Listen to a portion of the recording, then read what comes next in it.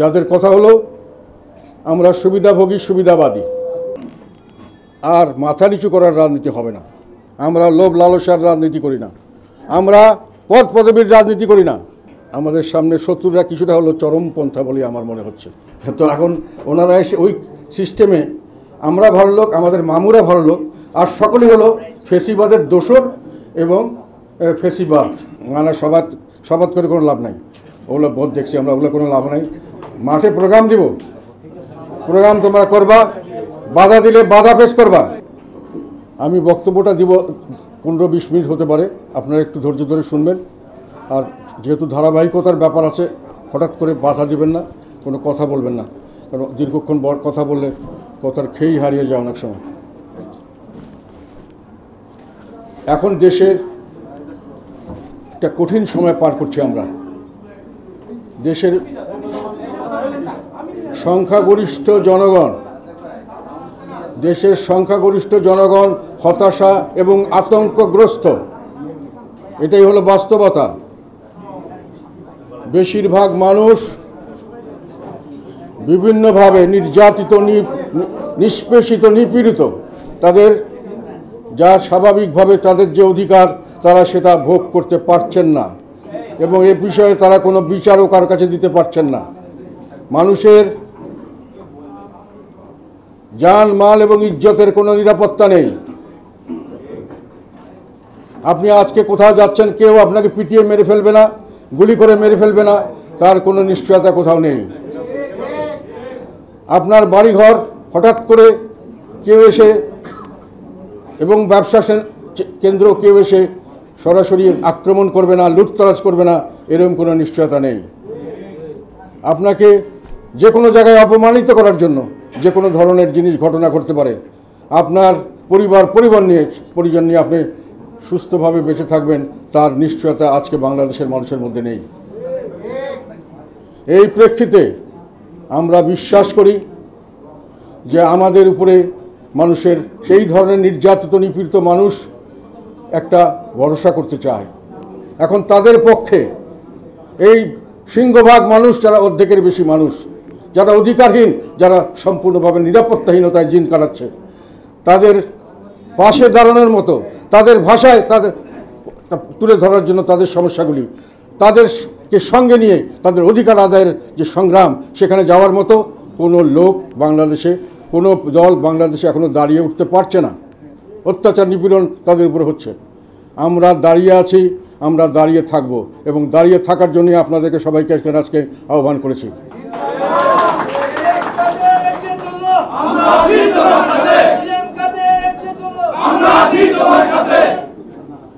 আপনারা স্লোগান দিবেন না, আমার শেষ করে হলে তারপরে কথা বলবো।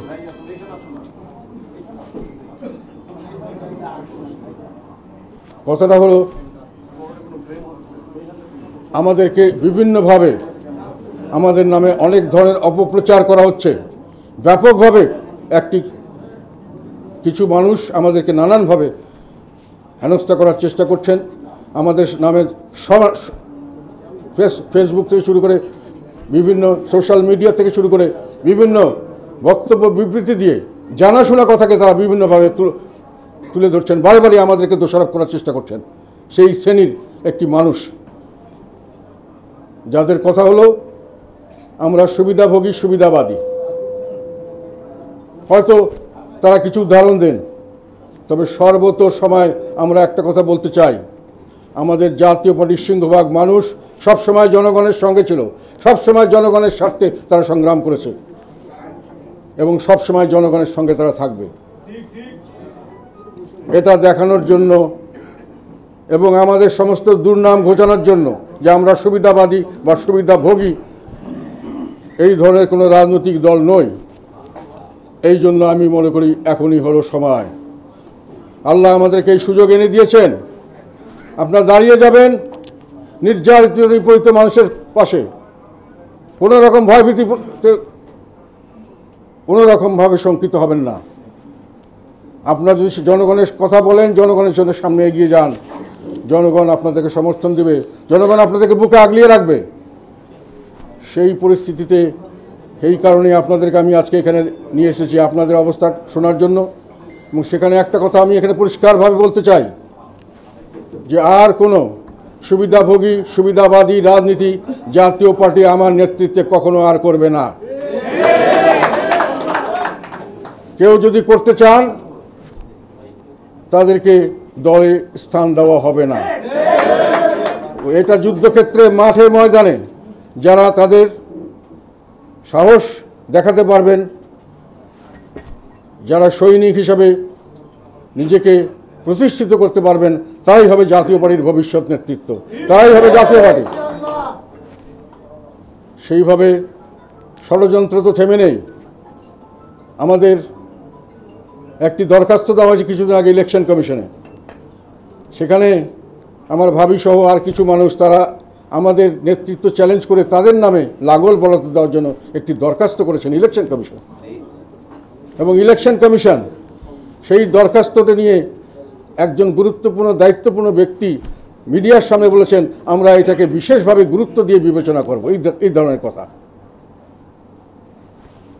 পরবর্তীকালে আমি খোঁজ নিয়ে জানতে পারলাম যে ভদ্রলোক এগুলো বলেছেন উনি নবম সংসদের সময় লালমনিরহাটে নির্বাহী অফিসার ছিলেন, কর্মকর্তা ছিলেন ইউএনও, এবং উনি তৎকালীন সময় আমার প্রতিদ্বন্দ্বী যে বিএনপি ক্যান্ডিডেট তার পক্ষে ব্যাপকভাবে কাজ করেছিলেন এবং তার পরিপ্রেক্ষিতে একটি কমপ্লেইন দেওয়া হয়েছিল, একটি অভিযোগ দেওয়া হয়েছিল। সেটার প্রেক্ষিতে ইলেকশন কমিশন একটি তদন্ত কমিটি গঠন করে তদন্তের মাধ্যমে সেটাকে সত্যি প্রমাণিত হয়, সেখান থেকে তাকে উইথড্র করা হয়েছিল।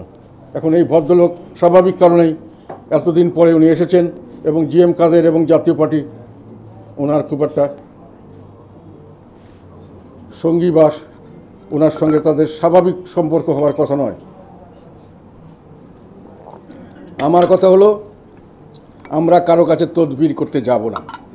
আমাদের ন্যায্য দাবি, যে নিয়ে যেতে চান নিয়ে যান, যে ওইখানে জয়েন করতে চান করে যান। আমাদের বাতিল করার জন্য একটা ষড়যন্ত্র। আমাদেরকে কোনো মিটিং, আমরা থেকে 2024 সালের ডিসেম্বর পর্যন্ত আমাদের কাউন্সিল করার ডেট ছিল। আমরা স্বাভাবিক কারণে রাজনৈতিক স্থিতিশীলতা ছিল না, স্বাভাবিকতা ছিল না, আমরা এটা করতে পারিনি। আমরা আরও 1 বছর বাড়ানোর জন্য একটা দরখাস্ত দিয়েছি। ইলেকশন কমিশন সেই দরখাস্তটি গ্রহণ করেছেন, কিন্তু ওনারা আমাদেরকে কোনো লিখিত পারমিশন দেননি। ভারবালি 2-1 বলেছেন যত তাড়াতাড়ি সম্ভব করে ফেলুন। তার মানে হলো ইতিমধ্যে আমরা যখন হল ভাড়া করতে যাচ্ছি কেউ আমাদেরকে হল দিতে চাচ্ছেন না। নানানভাবে আমাদের এখানে ভাঙচুর হতে পারে, সমস্যা হতে পারে, আমাদেরকে যাতে আমরা কোনো রকম কাউন্সিল না করতে পারি তার বন্দোবস্ত করা হচ্ছে ষড়যন্ত্রমূলকভাবে। এটাও একটা ষড়যন্ত্র, যাতে আমাদেরকে এই পথ দেখিয়ে আমাদের লাঙ্গল আমাদের থেকে কেড়ে নেওয়া, আমাদের রাজনীতি থেকে দূরে রাখার একটা ষড়যন্ত্র। কাজে এগুলোর বিরুদ্ধে রুখে দাঁড়াতে হবে। আমরা কারো কাছে হাত পাততে যাব না। যারা যারা সুবিধাবাদী রাজনীতি করতে চান চলে যাবেন, আর যারা মাঠে থাকবে তাদের সাথে আমি থাকব। এবং এবারকার সংগ্রামটা হলো, হয় আমরা জয় লাভ করব, নয় আমরা সবাই মারা যাব। আমাদের দল থাকবে, হয় থাকবে, নয় থাকবে না। এইটার প্রমাণ এখন আমাদেরকে দিতে হবে। সেই জন্য আপনাদের প্রতি আমার আহ্বান, মাঠে থাকতে হবে, যুদ্ধক্ষেত্র ছাড়া যাবে না। আমরা মাঠে থাকব, যখন প্রোগ্রাম দিব সেই প্রোগ্রাম আপনারা করবেন। 2 জন হোক, 10 জন হোক, 5 জন হোক, যাই হোক, দাঁড়াবেন, প্রতিবাদ করবেন। আপনাদের সঙ্গে লোক আসবে, হাজার হাজার লক্ষ লক্ষ মানুষ আপনাদেরকে সমর্থন করবে। কেননা আমরা এখন একটা রাজনীতি করছি, জনগণের রাজনীতি। আমরা ত্যাগ তিতিক্ষা এইসবের জন্য আমরা প্রস্তুত আছি, আমরা সর্বোচ্চ ত্যাগ করতে পর্যন্ত প্রস্তুত আছি। কাজে সেখানে ভয়ের কিছু থাকার কোনো কথা নয়।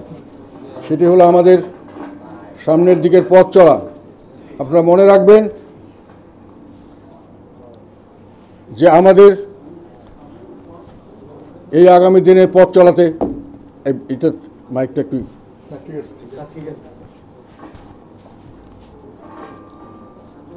আপনারা কখনোই মনে করবেন না যে আপনারা হেরে যাচ্ছেন। আমাদেরকে অনেক ধরনের অনেক ধরনেরভাবে আমাদেরকে সুবিধাবাদী আখ্যায়িত করার চেষ্টা করা হয়েছিল। ব্যক্তিগতভাবে আমাকে বিভিন্নভাবে আমাদের দলের লোকরাই বিভিন্নভাবে অন্যান্য দলের লোকরা আমরা লোভী, আমরা দুর্নীতিবাজ, আমরা ক্ষমতার জন্য লড়াই করি, আমরা ক্ষমতা এবং সুবিধার জন্য আমরা রাজনীতি করি, এসব প্রমাণ করার চেষ্টা করা হয়েছিল। 2014 সালে আমি নির্বাচন করিনি, যখনও আমাকে এমপি করার জন্য আমার উইথড্রল লেটার পর্যন্ত অ্যাকসেপ্ট করা হয়নি, তখনও আমি এমপি হওয়ার জন্য যাইনি। 2018 সালে আমাকে মন্ত্রী করার জন্য অফার দেওয়া হয়েছিল, আমি সেটাও করিনি। কাজে আমরা মন্ত্রিত্বের জন্য আর এমপিত্বের জন্য রাজনীতি করি না। এটা প্রমাণ করার এখন সময়। আপনার দাঁড়াতে হবে।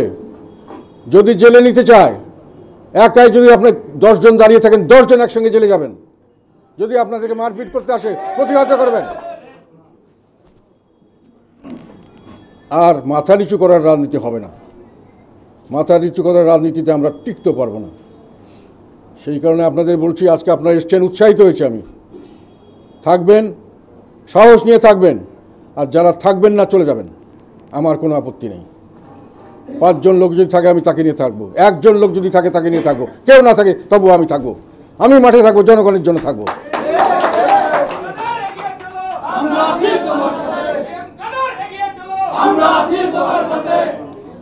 স্লোগান দিও না বাবা। বাহাদুরি শুধু ঘরের মধ্যে নয়, ঘরের মিটিং করা আমাদেরকে এই মিটিংটা করার পর্যন্ত কোনো জায়গা না দেওয়ার ব্যবস্থা করা হয়েছিল, এইখানে আমরা সেই জন্য করেছি। ভবিষ্যতে আমাদেরকে দাবি আদায় করে নিতে হবে, সেটা মনে রাখবেন। তদবির করে হবে না, কারণ হাত পায়ে ধরে আমরা আর কিছু নেব না। আমাদের যে মামলা দিয়েছে, ফাঁসি দিলে ফাঁসি দেবে, আমরা প্রস্তুত আছি, আমি প্রস্তুত আছি। আমরা লোভ লালসার রাজনীতি করি না, আমরা পদ পদবীর রাজনীতি করি না, আমরা কোনো রকম রাজনীতি নিয়ে ব্যবসা করি না। এটা প্রমাণ করার সময় এসে গেছে। জনগণ আপনাদের দিকে তাকিয়ে আছে। আমি নিশ্চিতভাবে বলতে পারি, রাস্তায় নেমে যান। যারা আমাদের নিন্দা করছে তারা আমাদের কোনো সময় বন্ধু ছিল না। অতীতেও আমাদের ধ্বংস করার চেষ্টা করেছে, ভবিষ্যতে ধ্বংস করার চেষ্টা করবে। এখন তাদের সাথে লড়াই করে আমরা বাঁচতে চাই। যারা লড়াই করতে পারবেন তারাই থাকবেন। এই 100 বার বলছি, ঘরের ভিতরে বীরত্ব দেখাবে না। আজকে আমি বক্তৃতা দিব, কালকে হয়তো দেখা যাবে আমার এই পার্টি অফিসে তারা হামলা করতে আসছে, তখন দেখা যাবে। লড়াই করতে হবে, শহীদ হওয়ার জন্য রেডি, প্রস্তুত থাকতে হবে। একজন আমাকে বলছে, আপনি দেখি চরমপন্থাদের মতো কথা বলছেন। চরমপন্থাদের রুখতে হলে চরমপন্থাই নিতে হয়। আমাদের সামনে শত্রুরা কিছুটা হলো চরমপন্থা বলে আমার মনে হচ্ছে যারা করছেন। আমার কালকে দেখলাম একটা টেলিভিশন চ্যানেলে, যারা সার্বিকভাবে জানে আমার প্রতিটি কাজকর্ম, যে আমরা গত আন্দোলনের সঙ্গে আমরা কীভাবে ওতপ্রোতভাবে জড়িত ছিলাম। আন্দোলনটা শুরু হয়েছে 2024 সালের 1 জুলাই অফিসিয়ালি। 3 তারিখে সংসদে দাঁড়িয়ে আমি পরিষ্কারভাবে এই আন্দোলনকারীদের, এই কোটা আন্দোলনকারীদের সমর্থন করেছিলাম। শুধু নয়, এটা কোটা আন্দোলন নয়, এটা একটা বৈষম্য বিরোধী আন্দোলন। এবং এটাও আমি বলেছিলাম, বাংলাদেশের মানুষের একটা বৈশিষ্ট্য, সেটা হলো বৈষম্যের বিরুদ্ধে সংগ্রামে তারা সর্বোচ্চ ত্যাগ স্বীকার করতে প্রস্তুত থাকে এবং ত্যাগ স্বীকার করে যতক্ষণ পর্যন্ত না এর থেকে তারা জয়লাভ করতে পারে। এটা বাংলাদেশের মানুষের বৈশিষ্ট্য। আমি বলেছিলাম এবং সরকারকে বলেছিলাম, এটা মেনে নেন, না হলে বিপদে পড়বেন। তার পরবর্তীতে 4 বা 5 তারিখে গাজীপুরে, তারপরে প্রতিটি জায়গায় বিভিন্ন সময় আমরা এই সরকারের বিরুদ্ধে, এই আন্দোলনকারীদের পক্ষে ছিলাম। এবং তাই নয়, এটাকে যে বৈষম্য বিরোধী আন্দোলন, এবং এটা যে শুধু ছাত্রদের কোটা বিরোধী আন্দোলন নয়,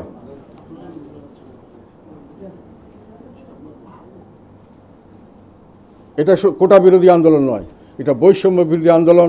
এবং এটা শুধু ছাত্রদের আন্দোলন নয়, ছাত্র জনতার আন্দোলন। এই কথাটা আমি বলেছি, বারংবার বলেছি। যখন তাদেরকে ধরা হয়েছে, যখন তাদের বিরুদ্ধে নানান রকম অত্যাচারমূলক ব্যবস্থা নেওয়া হয়েছে, নিবর্তনমূলক, যখন গুলি করা হয়েছে নির্বিচারে, প্রত্যেকটি কথার প্রতিবাদ আমি করেছি। প্রত্যেকটি নিউজ পেপার এবং টেলিভিশন এগুলো এসছে, এগুলো আমরা প্রতিটি প্রচার করেছি।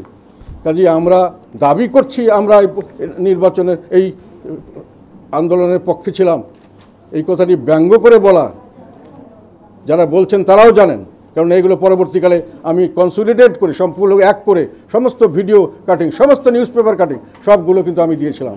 আমরা 28 তারিখে একটা যৌথ সভা করে এমপি এবং আমাদের সমস্ত কেন্দ্রীয় কমিটিকে নিয়ে মিটিং করে আমরা অফিসিয়ালি ডিক্লেয়ার দিয়েছিলাম যে এই আন্দোলনের সঙ্গে আমরা একাত্মতা ঘোষণা করছি। সেটা সমস্ত নিউজ পেপারে, টেলিভিশন সব জায়গায় এসছে। এবং তার আগে রংপুরের যখন আমাকে জিজ্ঞাসা করা হলো, আমি বললাম রংপুরের জনগণকে আমি বলেছিলাম আমাদের পার্টি যেহেতু তারা পার্টির ফ্ল্যাগ নিয়ে নামতে দেবে না, শুধু ছাত্র সমাজের ফ্ল্যাগ নিয়ে যাবে আর বাকি সবাই সমর্থন দেবে। আমার দুজন ছেলে সেখানে মারা গেছে, আমার দুটো কর্মী, এবং 4 জন অ্যারেস্টেড হয়েছিল, 30 জনের মতো হুলিয়া ছিল, আরও 100-150 জন সারা দেশময় তারা আমাদের লোকদেরকে বিভিন্নভাবে হয়রানি করা হয়েছিল। এগুলো ডকুমেন্ট আছে, এই ডকুমেন্টগুলো আমি সব জায়গায় দিয়েছি। তারপরে আমরা নাকি দাবি করছি, আমরা দাবি করার কী আছে? আমরা সবসময় জনগণের পক্ষে ছিলাম। যখন 28 তারিখে যখন প্রথম শহীদ হলো রংপুরে আমাদের আবু সাইদ, তার বাসায় কবর জিয়ারত করা, তার বাবা মায়ের সঙ্গে দেখা করা, তাদের সান্ত্বনা দেওয়া, তাদেরকে কিছু সহযোগিতা করা, এগুলো আমি করেছি সর্বপ্রথম। এবং সেইখানে সর্বাত্মকভাবে আমি ঘোষণা দিয়েছিলাম যে সরকারের বিরুদ্ধে যা কিছুটা করছেন তার দায়িত্ব সরকার, এবং এর জন্য তাদেরকে একদিন পস্তাতে হবে। এবং এই যে যারা তখন সংগ্রাম করেছে সেই ছাত্রদেরকে আমি বলছিলাম বীর মুক্তি সেনা, বলি নাই? তারপরে বলে যে আমরা নাকি দাবি করছি, আমরা করেছিলাম, আমরা ডেফিনেটলি করেছিলাম, প্রতিটি নিউজ পেপার সব জায়গায় আসছে। তবে দুঃখের বিষয় হলো এটা যখন আমরা সরকার নতুন গঠন করা হয়েছিল তখনও এই নতুন সরকারকে আমরা অভিনন্দন জানিয়েছিলাম এবং তাদেরকে সর্বাত্মক সহযোগিতার প্রতিশ্রুতি আমরা দিয়েছিলাম যে সর্বাত্মকভাবে আপনারা কাজ করেন। এবং এই কথাটি ভেরি ইন্টারেস্টিং, আমি কিন্তু সর্বপ্রথম আমার মনে হয় দাবি করে বলেছিলাম যে রাজনৈতিক দলগুলি ক্ষমতায় আসলে সংস্কার করে না, তারা ক্ষমতাকে কেন্দ্রীভূত করতে চায়, এবং পরবর্তীতে আমরা যেটা পাই সেটা হলো আবার সেই সেন্ট্রালাইজড একত্রিত স্বৈরাচারী সরকার। কাজেই যদি সম্ভব হয় এই অন্তর্বর্তীকালীন সরকারও কিছু যদি সংস্কার করে দেয় আমার মনে হয় এটা ভালো হবে। আমি বলেছিলাম আমার অতীত অভিজ্ঞতা থেকে, যেখানে আমি 1-11 সরকার যেটা ছিল সেনা সমর্থিত অন্তর্বর্তীকাল, তারা কিন্তু এই রেজিস্ট্রেশন অফ পলিটিক্যাল পার্টি এই একটা তারা করেছিল, তারাও কিন্তু আরপিওতে কিছু নতুন জিনিস সংযোজন করেছিল যেগুলো আমাদের জন্য পরবর্তীকালে কাজে দিয়েছে। আমি মনে করেছিলাম এরকম কিছু সংস্কার হয়তো তারা করবেন, কিন্তু দুর্ভাগ্যের বিষয় হলো আমরা হতাশ হলাম। এই হতাশাটা আমি আমার অবজারভেশন না, আমার ছেলের বন্ধু একটা, সব ইয়াং ম্যান, খ্রিস্টান, ও আমেরিকার অনেক আগে আমেরিকা চলে গেছিলো, সেখানে এখন আমেরিকার সে কাজ করে খায়, আমেরিকান সবাই তার দেশকে ভালোবাসে। সে এসে আমাকে বললো যে বাঙালিরা এই জিনিসটা বুঝলো না আঙ্কেল, যে unknown God may be more dangerous than the known devil. অপরিচিত বা যাকে আমরা চিনি না এরকম ধরনের দেবতাও আমাদের জন্য অনেক বেশি ক্ষতিকারক হতে পারে নোন ডেভিল, নোন দানব বা শয়তানের চেয়েও। সেটা আমাদের দেশের লোকরা বুঝতে পারে নাই। এখন আমরা যাকে দেবতা হিসেবে নিয়ে এসেছিলাম, অত্যন্ত নির্লোভ মানুষ, অত্যন্ত সম্মানিত মানুষ, সারা বিশ্ব যাকে সম্মান করে, তার অধীনে আমরা মনে করেছিলাম একটি সুন্দর সংস্কার হবে, একটি সুন্দর নির্বাচন হবে, তারপরে একটি সুন্দর দেশ নিয়ে আমরা সবাই সম্মিলিতভাবে এগিয়ে যাব। ওনারা তরুণ মানুষ, ওনাদের রাজনীতি সম্পর্কে আমার কোনো পরিষ্কার ধারণা ছিল না। তবে তৎকালীন সময় অনেকেই দেখলাম যে তারা অনেকেই আওয়ামী লীগ থেকে এসছেন, বাট অনেকে অন্যখান থেকে কোথা থেকে আসতে পারেন, কিন্তু তারা যখন ঐক্যবদ্ধভাবে কাজ করছেন তাদের কথাবার্তায় আমার মনে হলো তারা কিছুটা হলো ইসলামী ভাবাপন্ন বা শিবির এই ধরনের একটা মানসিকতার মানুষ বলে আমার ধারণা হলো। যাই হোক, ওনারা এসে যে জিনিসটি করলেন এটাকে সহজ ভাষায় বলতে গেলে আমার কাছে যেটা মনে হয়েছে সেটা হলো, আমরা ছোটোবেলায় অনেক সময় গল্প শুনতাম গ্রামে যে এই তোমাদের গ্রামে ভালো লোক কে? বলে আমরা ভালো লোক। বলে আর কে ভালো লোক? আর মামুরা ভালো লোক। আর কে ভালো লোক? আর কেউ ভালো লোক নাই। তো এখন ওনারা এসে ওই সিস্টেমে আমরা ভালো লোক, আমাদের মামুরা ভালো লোক, আর সকলেই হলো ফেসিবাদের দোসর এবং ফেসিবাদ। ওনারা এবং ওনাদের মামুরা ছাড়া আর সবাই ফেসিবাদের দোসর এবং ফেসিবাদ বলে ঘোষণা করলেন। এবং সেইভাবে এই ঘোষণাতে দিয়ে শেষ হলো না। এই ফেসিবাদের দোসরের মধ্যে এখন দেখলাম যে সমস্ত সরকারি কর্মকর্তা কর্মচিন্তা পড়ে গেল। পুলিশ, আমাদের সরকারি নির্বাহী মানে ডিসি, এসপি, ডিসি, ইউনো বা কমিশনার ইত্যাদি, তারপরে জাজরা পড়ে গেল অনেকে। সমস্ত ডিপার্টমেন্টের প্রায় সকলেই এর মধ্যে, শুধু আর্মিকে হাত দিতে গিয়া ওনারা সেখানে সফল হলেন না। আমাদের জীবনটা বাঁচছে ওইখানেই, নাহলে দেশটা শেষ হইত। তো যাই হোক, এইভাবে ওনারা সারা দেশকে শুধু চাকরিজীবী না, শুধু রাজনীতিবিদ না, পেশাজীবী, বুদ্ধিজীবী, শিল্পী, সাহিত্যিক, প্লেয়ার, ফুটবলার, ক্রিকেটার, সকলকের মধ্যেই ওনারা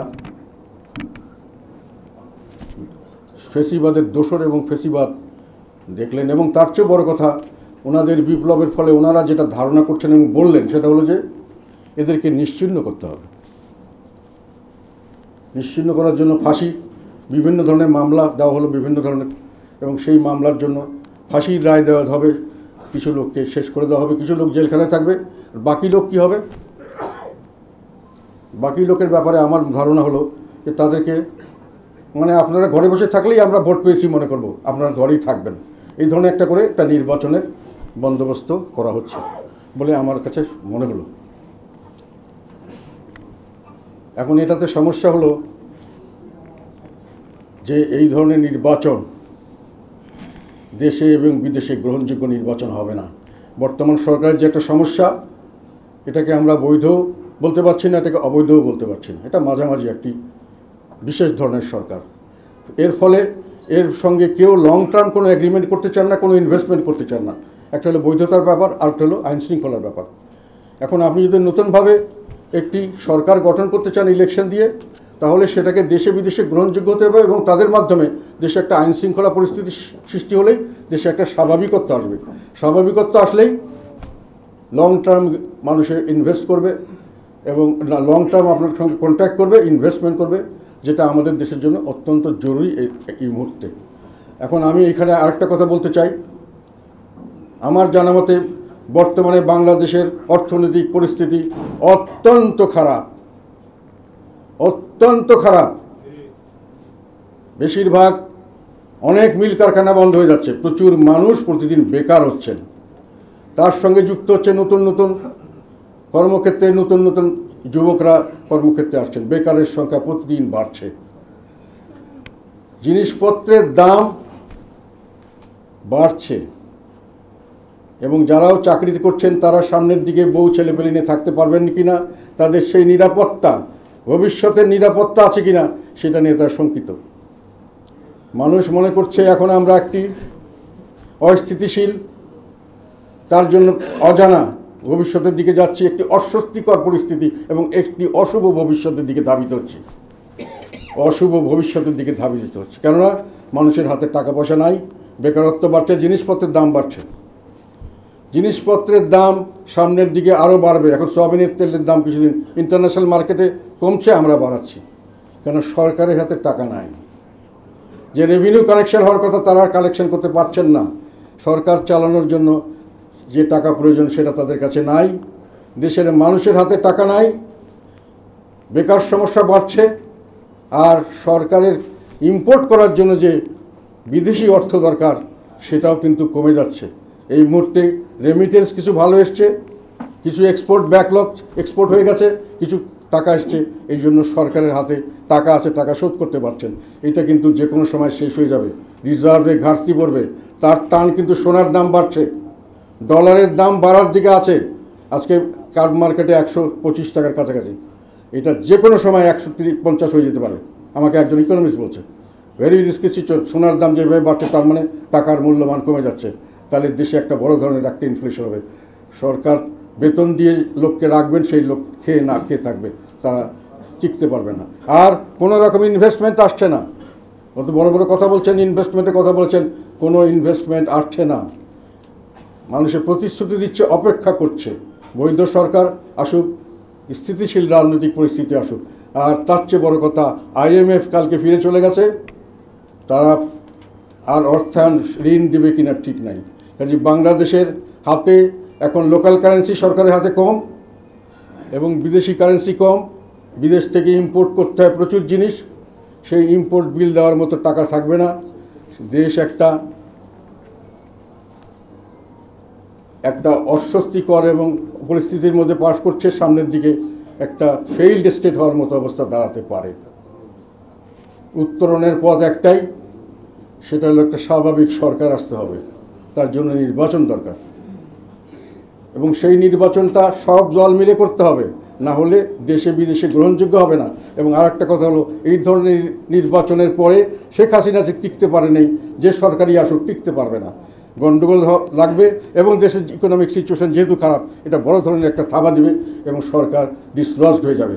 তখন দেশে একটা মারামারি কাটাকাটি এবং ফেইল্ড স্টেট, ব্যর্থ রাষ্ট্রের দিকে দেশ চলে যেতে পারে। যে একটা নির্বাচন, সঠিক নির্বাচন, ইনক্লুসিভ নির্বাচন অত্যন্ত জরুরি এখন দেশের জন্য। তো প্রশ্ন হলো, এই সরকার কি সেই নির্বাচন দিতে পারবেন? তাদের কি সক্ষমতা আছে? তাদের কি সেই ইচ্ছা আছে?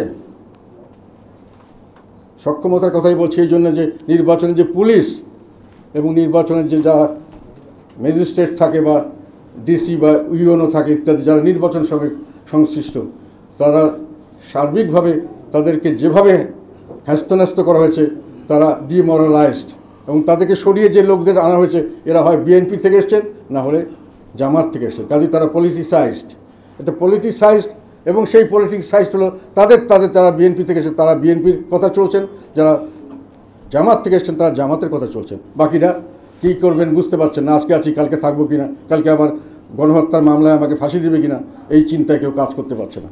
এই অবস্থায় আপনি কিভাবে নির্বাচন সঠিক করবেন? তারপরে একটা নিজস্ব দল দাঁড়া করিয়ে সেই দলকে সব রকম পৃষ্ঠপোষকতা দিয়ে, এবং এটাও অভিযোগ আছে যে নানান ধরনের এই হসপিটাল ভেঙে দেওয়া হবে আমার কথা না শুনলে, এই মিডিয়া হাউস ভেঙে দেওয়া হবে, ব্যবসায়ীদের কোন সময় বিজনেস করতে পারবেন কি পারবেন না, আপনারা তো দোষর ছিলেন, এসব কথা বলে বড় ধরনের অনেক ধরনের চাঁদাবাজির অভিযোগ আসছে, দুর্নীতির অভিযোগ আসছে, ট্রান্সফার প্রমোশন এগুলো নিয়ে দুর্নীতির অভিযোগ আসছে। কাজে সব মিলিয়ে এই পরিস্থিতি দাঁড়িয়ে গেছে।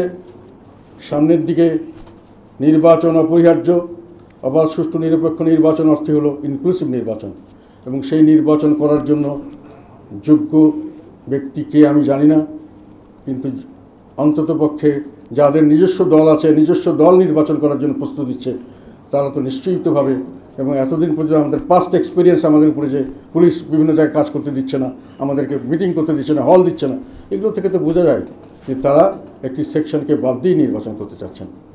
যে এই পরিস্থিতিতে আমাদের কি করণীয়? আমাদের করণীয় হলো এগুলো থেকে উদ্ধার পাওয়ার জন্য আমাদেরকে সংগ্রাম করতে হবে। আমরা কি পারবো? আল্লাহ সাহায্য করবে, আল্লাহ সাহায্য করে। আল্লাহ সবসময় যেখানে উপযুক্ত কারণে যদি আপনি আল্লাহর সাহায্য চান এবং সত্যিকার অর্থে যদি আল্লাহ মনে করে যেটা জনস্বার্থে আপনি করছেন, জনগণের জন্য করছেন, আপনাকে নিশ্চয়ই আল্লাহ সাহায্য করবে। এবং সেই সাহস বুকে নিয়ে সামনে যেতে হবে।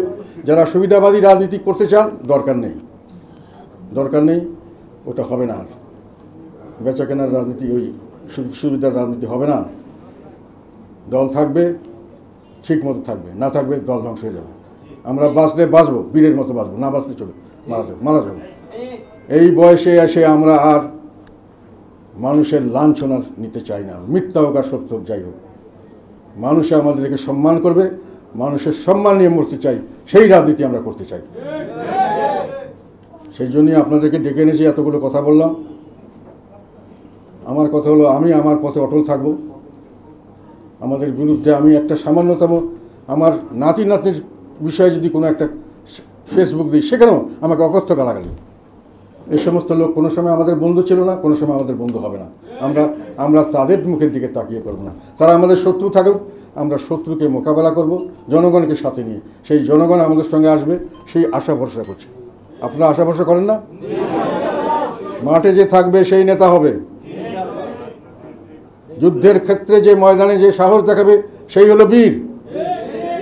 বীর টাইটেল দিয়ে বীর হবে না, পদ পদবি দিয়ে বড় নেতা হওয়া যায় না। জনগণ গ্রহণ করলেই বড় নেতা, সেই নেতাই আমরা হতে চাই। আর না হলে আমরা ধ্বংস হবো দরকার হলে। ঠিক আছে? আজকের দিনে এইটুকু শপথ আপনারা নেবেন যে আমরা সামনের দিকে বাধা আসলে বাধা মানব না, প্রতিহত করব। দরকার হলে জেলে যাব, দরকার হলে ফাঁসিতে যাব, একসাথে যাব, একক যাব না। আমার সঙ্গে যদি লোক না থাকে তাহলে একাই যাব, কিন্তু যাব।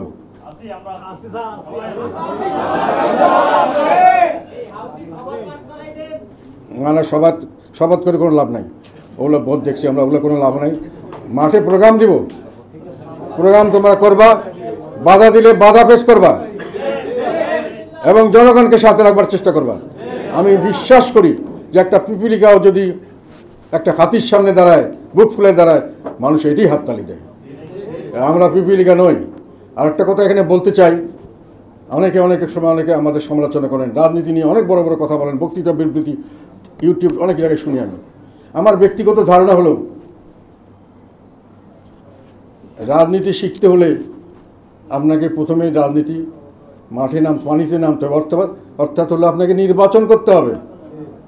নির্বাচন করে নির্বাচন করলে আপনি একটা স্টেজে রাজনীতিবিদ হলেন, জয়লাভ করলে আর একটু প্রমোশন পেলেন। আর যদি কোনো সরকারি দায়িত্ব নিতে পারেন নির্বাচিত হয়ে, তাহলে আর একটা ধাপ হলে আপনি হলেন। যতক্ষণ পর্যন্ত আপনি একটা নির্বাচনও করেন নাই, তখন আপনি প্রাইমারি স্কুলের ছাত্র। আর যখন আপনি নির্বাচন করবেন তখন আপনি সেকেন্ডারি পাস করছেন, ফেল করলেও, মানে আপনি যদি নির্বাচনে ফেল করেন। আর যদি নির্বাচনে তার পরবর্তীকালে পাস করে এমপি হন, তাহলে আপনি ইন্টারমিডিয়েট পাস করছেন। যদি মন্ত্রী বা কিছু হন, ওই ধরনের কিছু সরকারি বা কোনো দায়িত্ব, দেশ পরিচালনার দায়িত্ব নেন, তাহলে আপনি গ্র্যাজুয়েট হলেন। কাজেই আমাদের সাঁতার দেখে সাঁতার শেখা যায় না। অনেকে সাঁতার দেখে অনেক সাঁতারু হয়ে অনেক অ্যাডভাইস আমাদেরকে করে, দেশবাসীকে করে, জনগণ আমাদের বিভিন্ন রাজনৈতিক নেতাদেরকে করে, আমাদেরকে একটু শেষ করে ফেলায়। কোথায় আছি আমরা? নাই। আমরা আছি, থাকবো। আমরা রাজনীতিবিদ, আমরা ওই গ্র্যাজুয়েট হয়ে রাজনীতি, এখন গ্র্যাজুয়েশন পর্যায়ে আছি আমরা। কাজে আপনি আমাকে ঠেলা দিলেই আমি পড়ে যাব না। এটাও মনে রাখবেন, জাতীয় পার্টি সেরকমই একটি দল। 38 বছর হয়ে গেছে আছি, মাঠে ময়দানে এখনও লোক আছে। এত অত্যাচারের মতো ডাকার সঙ্গে সঙ্গে লোক সাড়া দিয়েছে, দেয় নাই? সবাই হয়তো সমান সাহসী নয়, তবে সাহসী লোকও আছে ইনশাল্লাহ। এটা আমরা প্রমাণ করে সারব। আপনাদের সকলকে অশেষ ধন্যবাদ। আপনাদের 3টা জিনিস এখানে আমরা দিয়েছি এজেন্ডায়। প্রথম কথা হলো বর্তমান পরিস্থিতি নিয়ে আপনাদের মতামত দেবেন, কী করা উচিত, কীভাবে করা উচিত। আমি একটা গাইডলাইন আপনাদেরকে দিলাম। সেকেন্ড হলো আপনার সাংগঠনিক কী অবস্থা সেটা বলবেন। এবং থার্ড কথা হলো আমাদের সামনে একটা আমরা কাউন্সিল করব, সেটা কবে করা যায়, কিভাবে করা যায়, কিভাবে করলে ভালো হয়। আপনাদের এই 3টি মতামত আপনারা দেবেন, যাদেরকে সুযোগ দেওয়া হবে তারা কথা বলবেন। কালকে আমরা আর বাকি কিছু লোকের সঙ্গে কথা বলব। ধন্যবাদ আপনার সবাই। আসসালামু আলাইকুম।